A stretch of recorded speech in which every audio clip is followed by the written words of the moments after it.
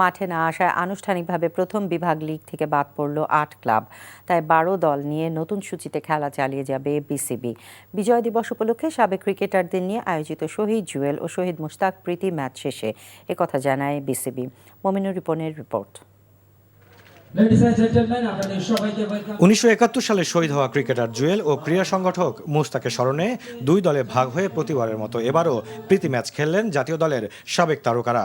মহান বিজয় দিবসে নান্নুর নেতৃত্ব দেওয়া শহীদ জুয়েল একাদশকে ৩৮ রানে হারিয়েছে আশরাফুলের শহীদ মুশতাক একাদশ।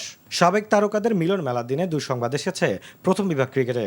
মাঠে না আসায় দ্বিতীয় বিভাগে নেমে গেছে বিদ্রোহী ৮ দল। বিসিবি ক্লাব দ্বন্দ্বে ক্রিকেটকে ক্ষতিগ্রস্ত না করার আহ্বান ফারুক আহমেদের। যে আমি অনেক চেষ্টা করেছি, ব্যক্তিগতভাবে ফোন করেছি ৪-৫টা ক্লাবের সাথে, এটা তাদের বোঝানোর চেষ্টা করেছি যে আপনাদের খেলা বন্ধ করে ৪ মাস ৩ মাস পরে যদি আপনি মনে করেন যে আপনারা যে দাবি করেছেন দাবি পেয়ে গেলেন, তাহলে একটা সিজন চলে গেল দেশ থেকে। এটা তো আসলে কোনোভাবে কারোই কাম্য না। পুনরায় নির্বাচনের দাবিতে ৪৪ ক্লাবের লিগ বর্জনে খেলা নিয়ে চাপের মুখে আছে বিসিবি। ক্লাব যদি খেলতে না চায় আপনি কি করতে পারেন এটা আমাকে বলেন। আমি সবচেয়ে শঙ্কিত যেই ধারাটা তারা চালু করে গেলেন, আপনি যে কোনো সময় যে কোনো জিনিস নিয়ে আপনি এই খেলা বন্ধ করার একটা সিস্টেম চালু হয়ে যেতে পারে। এটা খুব আমাদের ক্রিকেটের জন্য খুব ভালো না, একটা অশনি সংকেত আমি মনে করি। বিজয়ের আলোয় কেটে যাক ক্রিকেটের সব অন্ধকার, এমনটাই প্রত্যাশা সবার। Mominur Ripon, NTV news, Dhaka.